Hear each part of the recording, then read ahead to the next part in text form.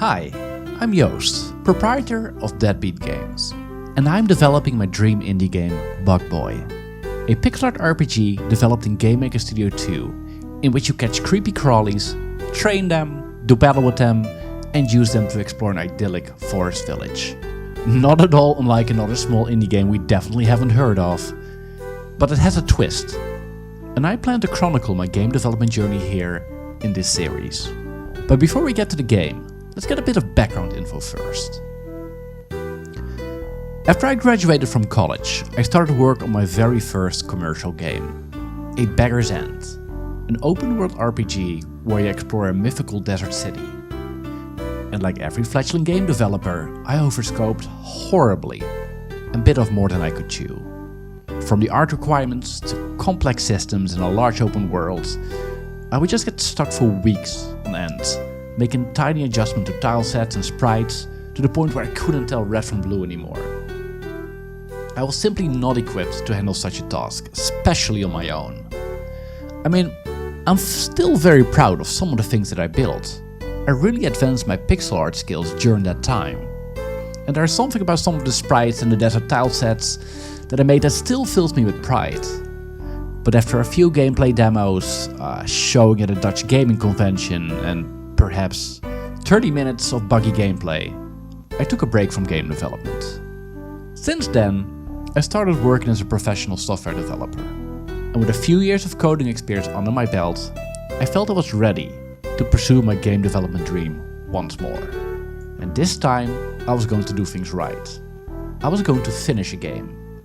And here's how I will achieve that. 1. My game will have a relatively simple art style.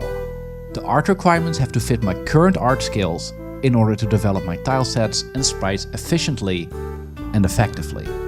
2. My game will have a relatively small scope. I want to make a couple of areas in which I can focus on my gameplay. Now, if I have time left, I can always add areas modularly, but no more instances where I have to develop 16 more dungeons in order to reach my minimum viable product. And 3. I will restrict the amount of game mechanics so I can focus on strong systems and good coding principles. If I focus on too many systems, it will cause me to churn them out too quickly, and it will result in lazy programming and a lot of bugs. So with that in mind, I decided to make my dream game. And before you stop me and tell me I'm overscoping again and I should start with a simple game instead of my dream game, I'm not making the game I've always dreamed of making. That is still A Beggar's End, which I will finish someday. But instead I am crafting the game I always dreamed of as a child. The kind of game where if you would show it to 10-year-old me, he'd lose his freaking mind over it. A game with nostalgia at its heart. There is something to these old nostalgic games that really gets me going. From an art perspective, they're pretty simplistic in a less is more kind of way. So I started brainstorming about the core of my love for these old nostalgic games. Games like Pokemon Red and Blue, Golden Sun, and The Legend of Zelda: Link's Awakening. I realized that a lot of these games are very complex. They have large open worlds and complex combat systems, but by reducing the scope and keeping it simple, I feel like I can craft a very satisfying game. You see, for me, the joy with these games has always lied with the simple things. The little shake of the Pokeballs I catch a Pokemon, or the feeling of excitement as I looted an item in Golden Sun, or the little chime that a rupee made in The Legend of Zelda. By keeping it simple and focusing on the excitement in the mundane, I can ensure that I can develop all aspects of the game, such as art, sound, and music design, effectively myself. I even have my Arturia Minilab Mark II MIDI controller all set up so I can create a sweet soundtrack for the game. Like this, I won't have to rely on third-party assets. The graphics with these games harken back to a simpler time, and for a lot of us, they create waves of nostalgia. They also leave room for personal interpretations and imagination, which really appeals to me. This kind of game fits my development restrictions perfectly, and recent indie hits show that these sort of games are still relevant. So, I want my system to be involved but limited in scope.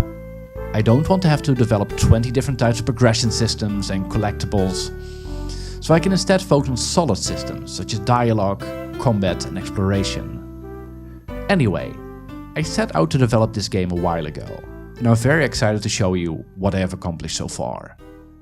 And this is it. Welcome to Bugboy. You can walk around.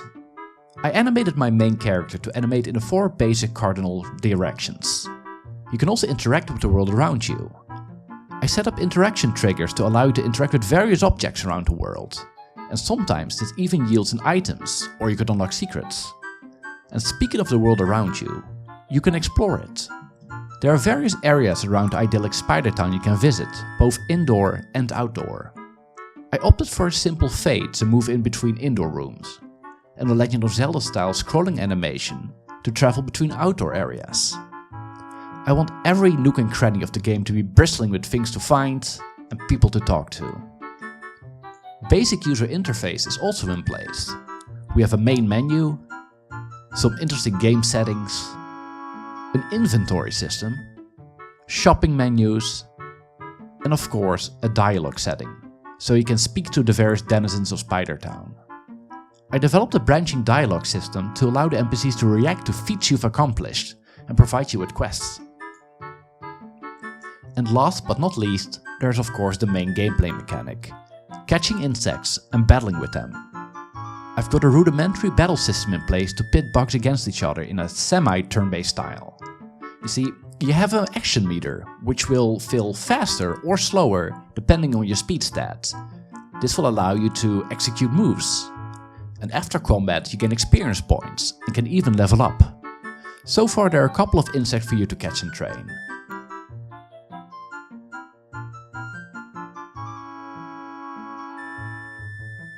The nimble cricket, the sturdy pill bug,